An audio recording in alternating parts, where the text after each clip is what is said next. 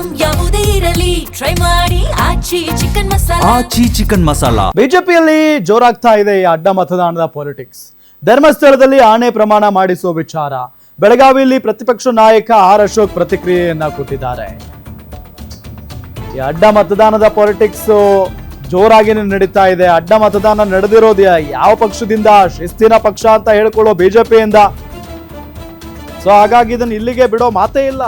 Of course ಯಾಕೆ ಅಂತ ಅಂದ್ರೆ ನಾಯಕತ್ವದ ವಿಚಾರಕ್ಕೆ ಪ್ರಶ್ನೆ ಬಂದ್ಬಿಡುತ್ತೆ. ಹಂಗಾಗಿನೇ ವಿಜಯೇಂದ್ರ ಅವರು ಬಹಳ ಸೀರಿಯಸ್ ಆಗಿದ್ದಾರೆ ಈ ವಿಚಾರಕ್ಕೆ.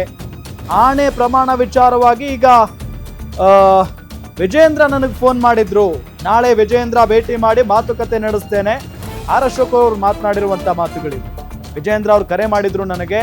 ನಾಳೆ ವಿಜಯೇಂದ್ರ ಅವರನ್ನ ಭೇಟಿ ಮಾಡಿ ಇದರ ಬಗ್ಗೆ ಮಾತಾಡ್ತೇನೆ. ವಿಜಯೇಂದ್ರ ಜೊತೆಗೆ ಹಿರಿಯರ ಜೊತೆಗೆ ಚರ್ಚಿಸಿದ್ದಾರೆ. ಎಲೆಕ್ಷನ್ ನಲ್ಲಿ ಪಕ್ಷಕ್ಕೆ ದ್ರೋಹ ವಂಚನೆ ಬಗೆದಿರೋದು ನಿಜ. ಯಾವ ಶಾಸಕರು ದ್ರೋಹ ಮಾಡಿದ್ದಾರೆ ಗೊತ್ತಿಲ್ಲ. ಈ ಬಗ್ಗೆ ಮಾತನಾಡೋದಕ್ಕೆ ಹೈಕಮಾಂಡ್ ಸಮಯ ಕೇಳಿದ್ದೇವೆ. ಚುನಾವಣೆಯಲ್ಲಿ ಕಾಂಗ್ರೆಸ್ ಹಣದ ಹೊಳೆ ಹರಿಸಿರೋದನ್ನ ತಿಳಿಸ್ತೀವಿ. ಕಾಂಗ್ರೆಸ್ಗೆ ಇದು ತಿರುಗುಬಾಣ ಆಗುತ್ತೆ. ನಾವೇ ಉತ್ತರ ಕೊಡ್ತೀವಿ ಅಂತ ಕಾಂಗ್ರೆಸ್ ವಿರುದ್ಧ ವಿಪಕ್ಷ ನಾಯಕ ಆರ್ ಅಶೋಕ್ ಕೆಂಡಾಮಂಡಲವಾಗಿದ್ದಾರೆ.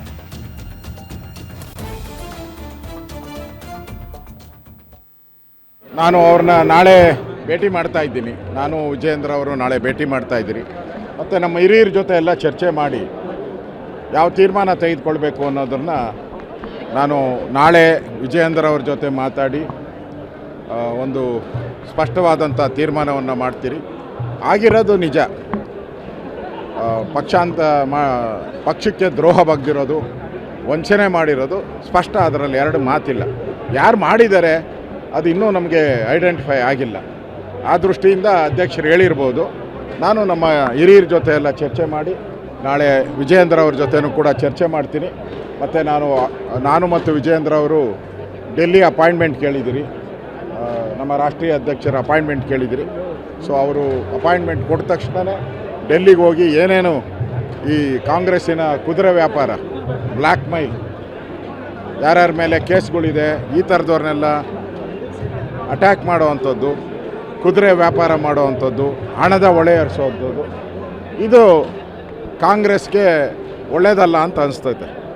ಅದರಿಂದ ನಮ್ಮ ಮೇಲೆ 2019ರಲ್ಲಿ ನಾವು 18 ಜನ ಕಾಂಗ್ರೆಸ್ MLAಗಳನ್ನು ಕರ್ಕೊಂಡು ಹೋದಿ ಅಲ್ಲಿ ಪುಣೆಯಲ್ಲಿಟ್ಟಾಗ ನಮಗೆ ಈ ವಾಮಾಚಾಗೋರ ಬೈದರು. ನಮಗೆ ಕುದುರೆ ವ್ಯಾಪಾರ ಮಾಡ್ತಾಯಿದ್ದೀರಾ, ಕುದುರೆ ವ್ಯಾಪಾರ ಅಂತ.